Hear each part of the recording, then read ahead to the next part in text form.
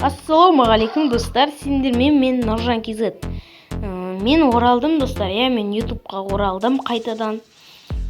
Мен ютубтан кетіп қалдым 2-3 айға бір.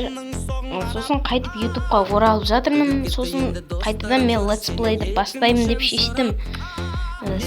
Себебі кейбір подписчиктер менің видеоларымның астына ютубқа қайтадан орал деп жазып жатты. Сондықтан да мен ютубқа қайтадан оралып летсплей түсіруді бастап кеттім жеге. Летсплей түсірем.